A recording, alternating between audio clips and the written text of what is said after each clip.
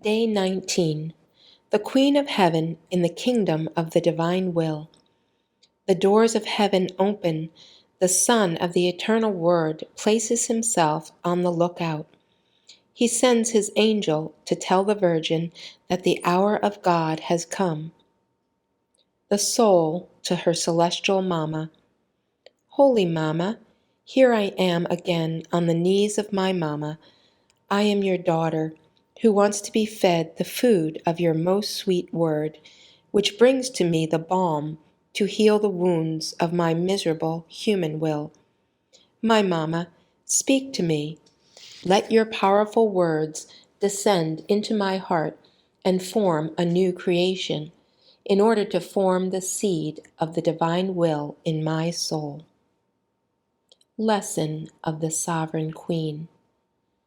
Dearest daughter, this is precisely the purpose for which I love so much to let you hear the celestial secrets of the divine fiat, the portents it can operate where it reigns completely, and the great harm of one who lets himself be dominated by the human will, that you may love the first, the divine will, to let it form its throne within you, and abhor the second, the human will, to make of your human will the footstool of the divine will, keeping it sacrificed at its divine feet. Now, my daughter, listen to me. I continued my life in Nazareth. The divine fiat continued to expand its kingdom within me. It used my little acts, even the most indifferent ones, such as keeping the little house in order, starting the fire, sweeping, and all the tasks that are usually done in the families, to let me feel its life palpitating in the fire, in the water, in the food, in the air I breathed, in everything. And investing them, it formed over my little acts seas of light, of grace, of sanctity, because wherever it reigns, the divine will has the power to form, from little trifles, new heavens of enchanting beauty. In fact, being immense, it does not know how to do small things, but with its power it gives value to trifles and makes of them the greatest things, such as to astonish heaven and earth. Everything is holy, everything is sacred for the one who lives of the divine will. Now, daughter of my heart, pay attention to me and listen. Several days before the descent of the eternal Word upon earth, I could see heaven opened and the Son of the divine Word at its doors, as though to look out for the one upon whom he was to take his flight, to render himself celestial prisoner of a creature.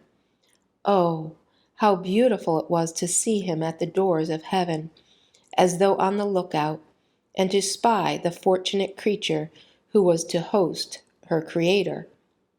The sacristan Trinity no longer looked at the earth as alien to them, because there was little Mary, who, by possessing the divine will, had formed the divine kingdom in which he could descend safely, as in his own dwelling, in which he would find heaven and the many sons of the many acts of divine will done in my soul. The divinity overflowed with love, and removing the mantle of justice, which, for so many centuries, they had kept with creatures, they covered themselves with the mantle of infinite mercy, and decreed among themselves the descent of the Word, and were in the act of sounding the hour of the fulfillment. At this sound, heaven and earth were astounded, and all stood at attention to be spectators of such a great excess of love, and a prodigy so unheard of.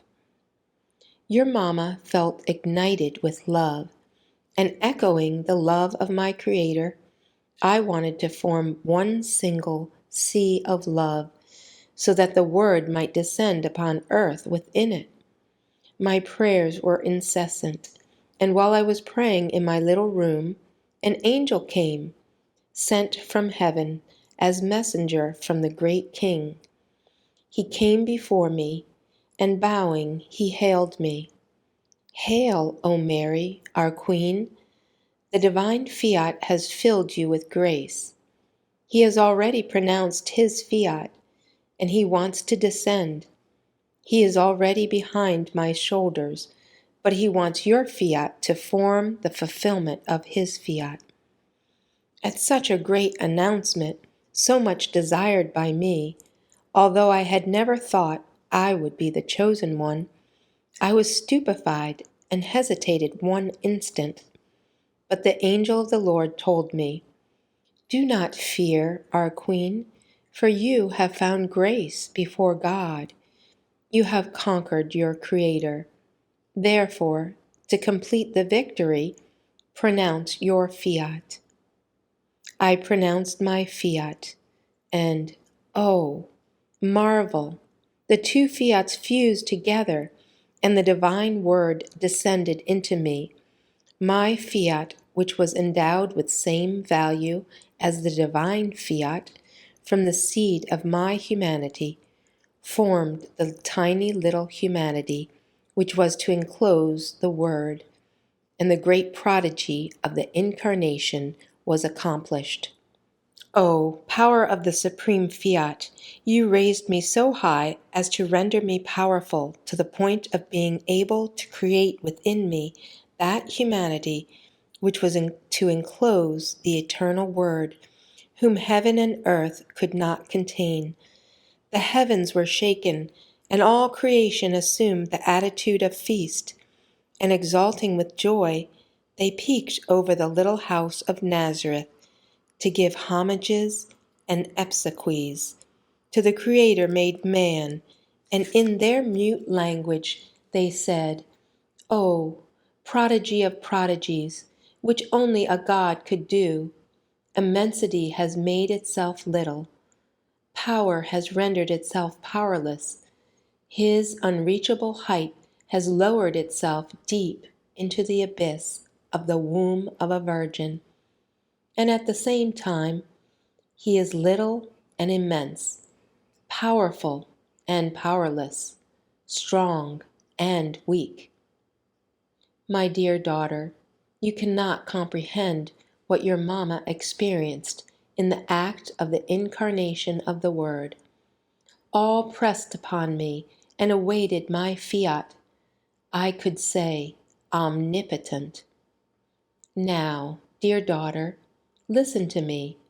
How much you should take to heart doing the divine will and living of it. My power still exists. Let me pronounce my fiat over your soul. But in order to do this, I want your own. A true good cannot be done with one alone, but the greatest works are always done between two. God himself did not want to do it on his own, but wanted me together with him to form the great prodigy of the Incarnation. And my fiat, and in his life, the life of the man-God was formed. The destiny of mankind was restored. Heaven was no longer closed. All goods were enclosed between the two fiats. Therefore, let us pronounce them together. Fiat, fiat, and my maternal love will enclose in you the life of the divine will. Enough for now. Tomorrow I will wait for you again to narrate to my daughter the continuation of the Incarnation. The Soul. Beautiful Mamma, I feel stupefied in hearing your beautiful lessons.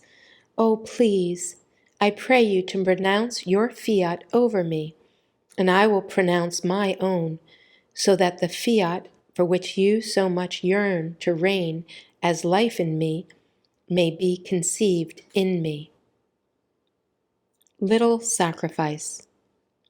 Today, to honor me, you will come to give the first kiss to Jesus and will say to him as many as 9 times that you want to do his will. And I will repeat the prodigy of making Jesus be conceived in your soul. Prayer. Powerful Queen, pronounce your fiat and create in me the will of God.